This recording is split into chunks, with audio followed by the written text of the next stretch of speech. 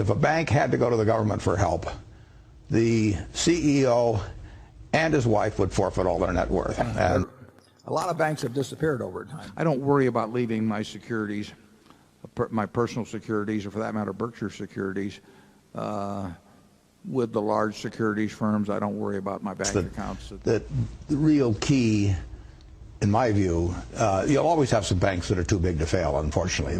We can't operate in this world without having some very big banks. Regulators hate that fact. I hate that fact.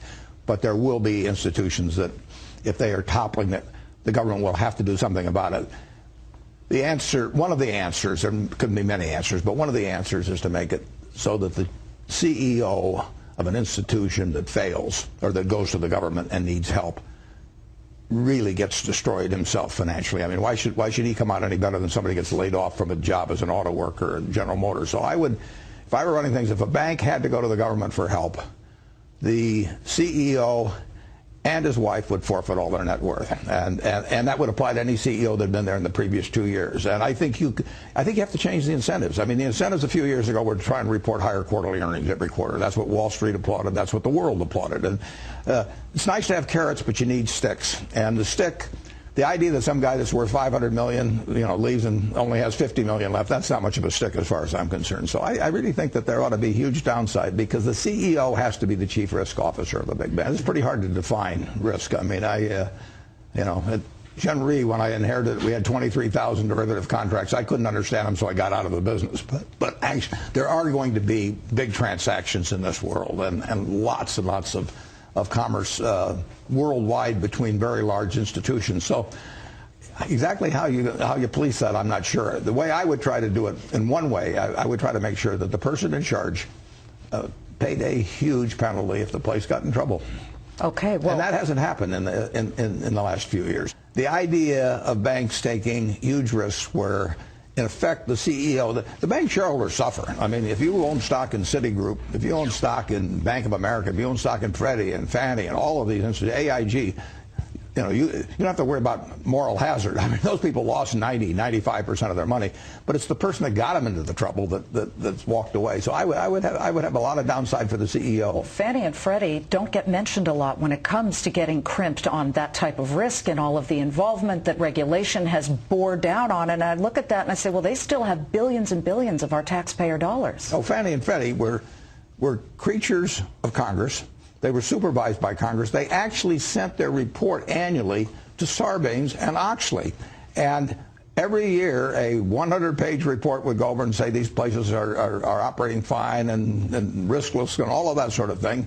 Congress was in charge of supervising them. They had a 200-person office that did nothing but look after those two.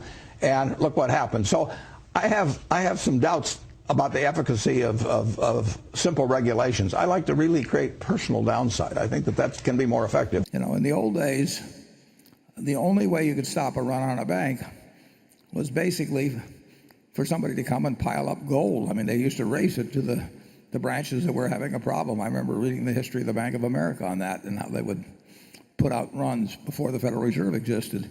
And the only thing that stopped it was to pile up gold. I mean, if the CEO of the bank came out and said, our Basel II ratio is 11.4%, the line would just lengthen. It would not get the job done. Gold got the job done. My question regards financial institutions and the potential of collapses, and how is Berkshire protected, and how can the individual investor protect themselves against potential bank failures, stock brokerage failures, and things like that?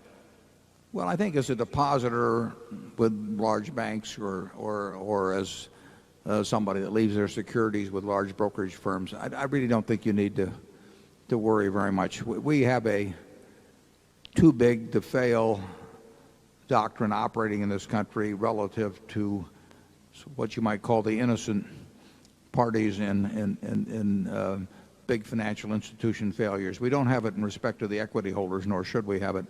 But I would not, I don't worry about leaving my securities, my personal securities, or for that matter, Berkshire securities, with the large securities firms. I don't worry about my bank accounts at big banks. So, but you're talking cash accounts. Yeah, cash accounts. Not margin. Yeah. And But if you, in terms of owning the equities of companies like that, or in terms of the fallout, the big thing that will really, the only way a smart person that's reasonably disciplined in how they look at investments can get in trouble is through leverage. I mean, if somebody else can pull the plug on you during the worst moment of some kind of general financial disaster, you go broke. And Charlie and I both have friends that have, where that's happened to them. But absent leverage, and absent just kind of going crazy in terms of valuation on things, the world won't hurt you over time in securities. And, I mean, you won't be subject to the financial cataclysms that they don't need to do you in. If you have any more money during periods like that, you buy. Berkshire, I think, is an extraordinarily strong position in respect to any kind of a financial cataclysm. I think we would be definitely the last man standing and then some.